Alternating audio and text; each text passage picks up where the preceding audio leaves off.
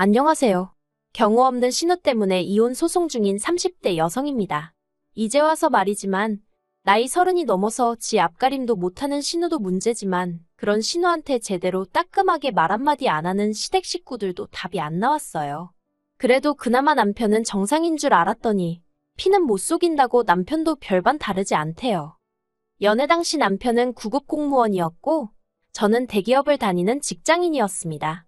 남편의 연봉은 제 연봉의 절반밖에 되지 않았지만 대신 정년이 보장되었기에 크게 차이가 난다고 생각을 못했네요. 그리고 처음엔 결혼까지 생각하며 만난 건 아니었어요.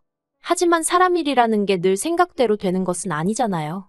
별 문제 없이 사귀다 보니 언젠가부턴 서로가 당연히 결혼을 할 거라는 전제로 대화를 나누고 있더라고요. 그런데 막상 본격적으로 결혼 이야기가 진행이 되기 시작하니 왜 어른들이 결혼은 둘이서만 좋아서 될 일이 아니라고 하는 건지 조금은 이해가 갔습니다. 어디서부터 이야기해야 하나 싶지만 허심탄회하게 한번 털어놓아 볼게요. 솔직히 말해서 남편이 하고 다니는 거 보면 사람이 멀끔하고 한마디로 없는 집 아들 같단 생각이 안 들었어요. 그런데 알고 보니 남편은 소위 시댁의 기둥 같은 존재였습니다. 시부모님은 마지막 사업이 실패한 이후로 남편이 드리는 용돈에 소일거리로 버시는 돈을 더해 생활을 이어가고 계셨고 노후 준비는 당연히 되어 있지 않았어요. 사시는 곳도 당장은 전세였는데 만약에 집주인이 전세보증금을 더 올리겠다 하면 그때는 이사를 가실 거라 했고요. 그리고 이런 이야기를 들으니 차마 남편에게 대놓고 묻지는 못했지만 결혼을 한다 해도 솔직히 뭐 하나 받지도 못하겠구나 싶대요. 반면에 저희 친정은 그래도 그럭저럭 여유가 있는 편이었습니다.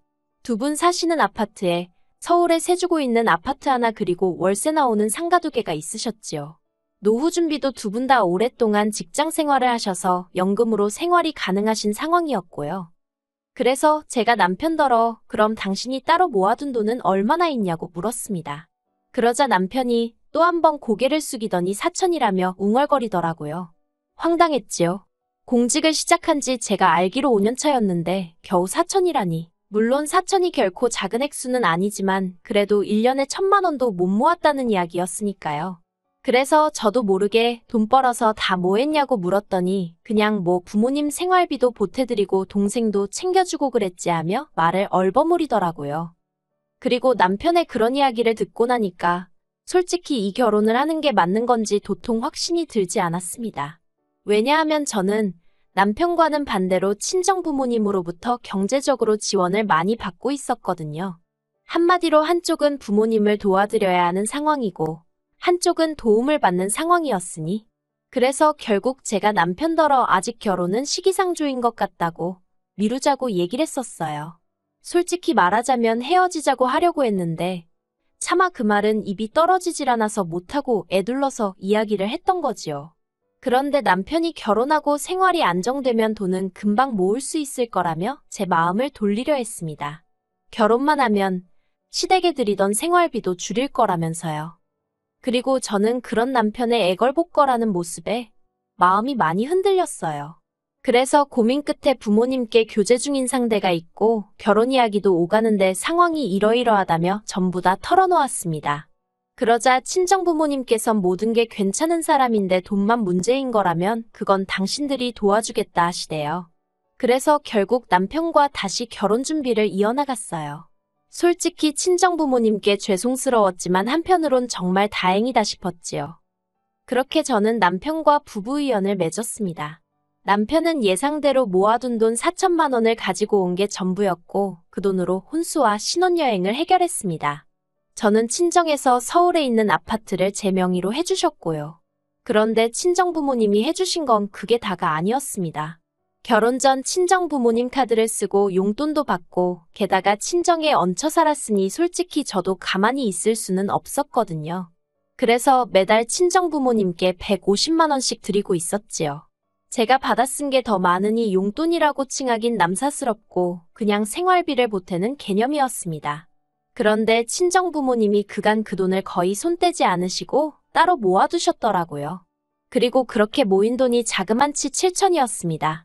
거기에 제가 개인적으로 모아둔 돈도 있었는데 그렇게 이리저리 긁어 모으니 1억 3천이 되었고요. 그리고 지금 생각하면 너무나 어리석게도 저는 부부 사이에 비밀은 없어야 한다고 생각했어요. 제가 남편이 시댁에 얼마나 해드리는지를 지켜보기 위해선 저도 모든 걸 오픈해야 한다고 생각했거든요. 그래서 1억 3천이란 목돈이 있다는 것을 남편에게 이야기했습니다. 그리고 저는 이 돈을 가지고 설마 다른 사람이 김칫국을 마실 거라곤 상상도 못했네요. 어머님과 제 사이는 좋을 것도 나쁠 것도 없었습니다. 처음 인사를 드리러 갔던 날부터 그다지 저를 살갑게 대해주지 않으셨고, 저도 애교가 있고 그런 성격은 아니다 보니 그냥 평범한 시어머니와 며느리 사이였다고 생각해요. 그런데 저와 남편이 결혼하고 1년쯤 지났을 무렵, 어머님과 제가 한번 크게 부딪히면서 사이가 나빠졌어요. 그리고 어머님과 제 사이가 나빠지게 된 결정적인 원인은 신우의 사업이었습니다.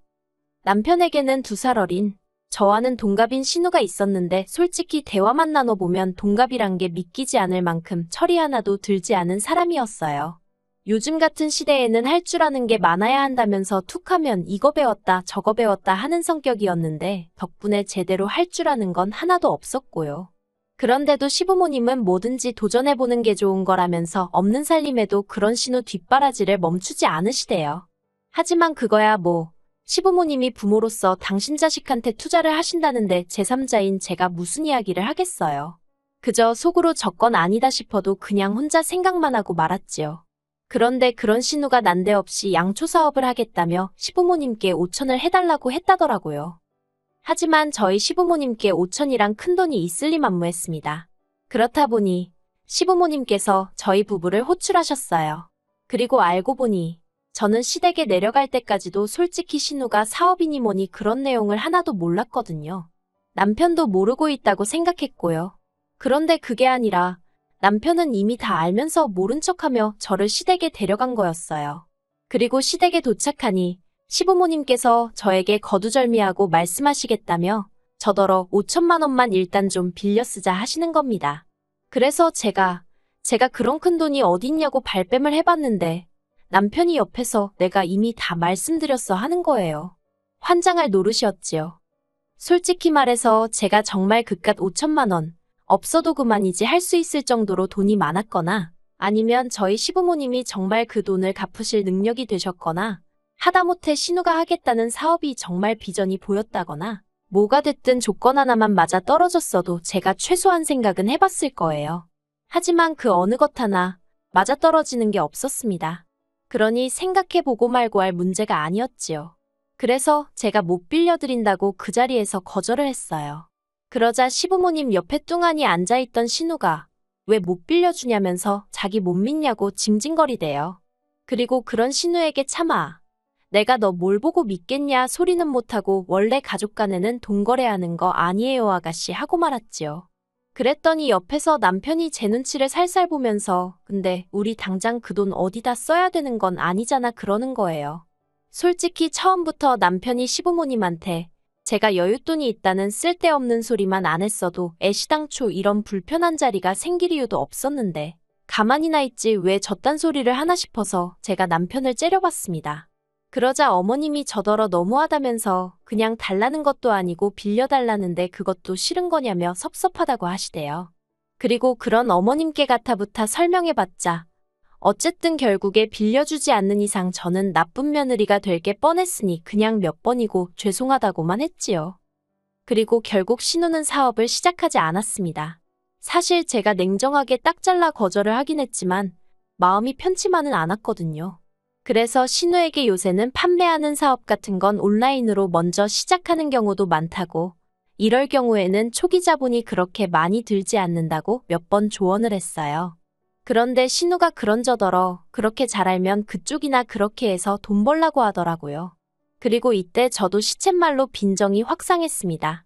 저는 지한테 매번 아가씨 아가씨하고 불러주는데 지는 언니 소리는 죽어도 못하겠다며 제 이름에 심한 붙여 부르기가 일수더니 급기야는 그쪽이라니.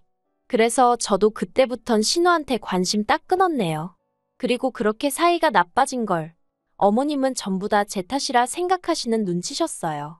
제가 생각했을 때는 애시당초 며느리 돈을 가져다 딸 사업자금으로 쓰시려고 한 어머님 때문에 벌어진 사단이었는데 말이에요. 아무튼 이 일로 서로 간의 감정은 크게 상했지만 저는 개의치 않았어요. 냉정하게 말해서 저는 아쉬울 게 하나도 없었거든요. 그리고 이후로 1년이란 시간이 또 흘러 지난달이었네요. 웬일로 신우에게 연락이 왔습니다. 받을까 말까 잠시 고민하다 제가 지한테 뭐 잘못을 한 것도 아니고 왜 피하나 싶대요. 그래서 받았더니 세상에 아무 일도 없었다는 듯 잘 지냈냐입니다. 얼마나 황당하던지 저는 신우가 다른데 전화할 걸 저한테 잘못한 줄 알았어요. 신우는 날씨가 더워지는 것 같다느니 사람들이 어쩐다느니 시덥잖은 소리를 늘어놓더니 조만간 한번 봤으면 좋겠다는 거예요. 그리고 저는 그 순간 본능적으로 또 뭐 부탁할 게 있구나 싶었습니다. 그리고 뭐가 됐건 간에 도와줄 생각은 없었지만 그래도 혹시나 다른 이야기를 할 수도 있으니 그러자고 한번 만나자고 했어요. 마음 한구석에선 혹시나 신우하고 관계가 나아지면 남편이 좋아하겠구나 싶은 생각도 있었고요. 그리고 그렇게 만난 신우는 뜬금없는 소리를 했습니다. 제가 다니는 회사에서 이번에 전 국민을 상대로 공모전을 한다며 자기가 이번에 응모를 할 거니까 자기를 1등으로 뽑아달라는 거예요. 1등이 되면 상금이 1,000만 원인데 그걸로 유럽 여행을 가고 싶다나요? 어이가 없고 황당해서 무슨 수로 아가씨를 1등으로 뽑냐고 되물었습니다. 그랬더니 같이 일하는 직원들한테 미리 말을 해놓으면 되는 거 아니냐는 말도 안 되는 소리를 하더라고요. 한심하고 기도 안 차서 제가 괜히 나온 것 같다 하고 먼저 자리에서 일어났어요. 그리고 집에 돌아오니 벌써 남편이 신우랑 통화를 한 건지 어두운 표정을 하고 있었습니다. 그런데 저를 보더니 한숨만 푹 내쉬고 아무 말도 안 하더라고요. 그래서 저는 속으로 자기가 생각해도 어이가 없으니 나한테 따지지도 못하는 거겠지 싶대요. 그리고 남편이 잘못한 건 아니니까 좀 안쓰러운 마음도 있었어요. 저를 보기가 얼마나 창피할까 싶어서요. 그런데 얼마 안 있다가 남편이 얘기 좀 하자더니 번번이 왜 이렇게 서운하게 하냐입니다. 제가 그게 무슨 소리냐니까 자기도 자기 여동생이 저만큼 똑부러지지 못한 건 알지만 그래도 그렇게 매번 무시하는 건 경우가 아니지 않냐며 제가 너무한 것 같다는 거예요. 그리고 저는 그때까지도 이게 신우의 문제지 남편의 문제라곤 생각하지 않았기 때문에 싸울 생각은 없었어요. 그래서 서운하게 하려던 건 아닌데 미안하게 됐다고 했습니다. 그랬더니 자기 기분이 문제가 아니라 신우가 울고불고 난리가 났다면서 저 때문에 아무것도 하기 싫다고 의욕이 꺾였다고 그러더라는 거예요.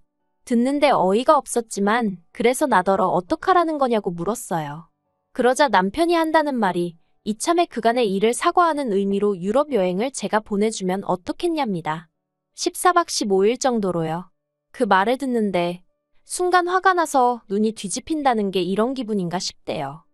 당연히 용납할 수 없는 이야기였고 그 말을 시발점으로 남편과는 전에 없이 크게 다투게 되었습니다. 남편은 제가 신우를 무시한 게 문제라며 그걸 먼저 사과해야 한다우겼고 저는 무시한 적도 없지만 이제 정말 무시해야겠다고 아주 네 동생이나 너나 수준도 안 맞고 뻔뻔해서 상종도 못하겠다 받아쳤어요. 그리고 싸움이 길어지면서 남편은 저 때문에 시부모님께 용돈까지 줄여서 드리고 있다며 자기가 힘들게 돈 벌어서 저 좋은 일 시키는 것 같다는 말 같지도 않은 소리를 해댔지요. 저는 그런 남편에게 네가 벌어온 돈은 전부 네가 다 쓴다고 네 기름값이며 보험료며 네 입으로 들어가는 음식들은 다 어디서 공짜로 나오는 줄 아냐 했습니다. 그리고 지금 네가 서 있는 이 집도 따지고 보면 네 지분은 하나도 없는데 단지 나랑 결혼했단 이유로 공짜로 지내고 있지 않냐 소리까지 해버렸네요. 그러자 남편이 할 말이 없었는지 저더러 네 능력으로 산 집도 아니면서 그런다는 거예요. 그래서 잘난 부모 둔 것도 내 능력이라고 소리를 질러버렸어요. 그랬더니 남편이 못 참겠다며 자기가 나가겠답니다.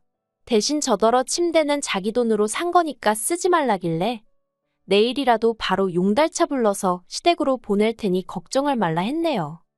그리고 남편이 집을 나갔고 저는 그런 남편이 괘씸해서 견딜 수가 없었습니다. 그래서 말한 대로 용달차 불러서 침대며 식탁이며 남편 돈으로 산 것들은 전부 다 시댁으로 보내버렸지요. 그랬더니 이번엔 어머님이 전화를 하셔서는 남편을 내쫓아놓고는 이런 짓까지 하느냐며 이걸 지금 어디다 두라는 거냐고 화를 내시는 거예요. 그래서 그건 어머님 아들하고 상의하시라고 그 사람이 자기 거라길래 돌려준 거라 했더니 어머님이 저더러 독종이라면서 살다 저처럼 독한 엑스는 처음이랍니다. 그래서 그러시냐고 저도 어머님도 그렇고 이렇게 뻔뻔한 사람들은 처음이라고 받아쳐버렸네요. 솔직히 이미 이혼까지 생각하던 마당이었으니 당하고만 있을 필요가 없겠더라고요. 그리고 거기서 그치지 않고 저는 바로 지인의 소개를 받아 이혼 전문 변호사를 고용했습니다. 처음엔 남편하고 협의 이혼으로 하려고 했는데 어디서 뭘 듣고 왔는지 아파트 절반이 직권의 재산 형성이 어떻고 저떻고 헛소리를 남발하길래 어쩔 수가 없었네요. 그리고 지금 소송 진행 중인데 전 걱정이 하나도 없습니다. 변호사도 자기가 수임료 받기가 민망할 지경이라고 할 정도로 저한테 유리한 상황이거든요. 하지만 남편은 이제 조금씩 똥줄이 타는지 정말 이혼해야겠냐며 저를 자꾸 찔러봐요. 그것도 하루는 울고불고 매달리기도 하고 또 어떤 날은 화도 내고 아주 혼자 북치고 장구치고 생쇼를 하고 있지요. 물론 저는 아무런 타격도 받지 않고 있지만요. 지금은 그저 이 지리한 과정이 빨리 마무리가 되어 완벽하게 자유의 몸이 되고 싶은 마음뿐입니다.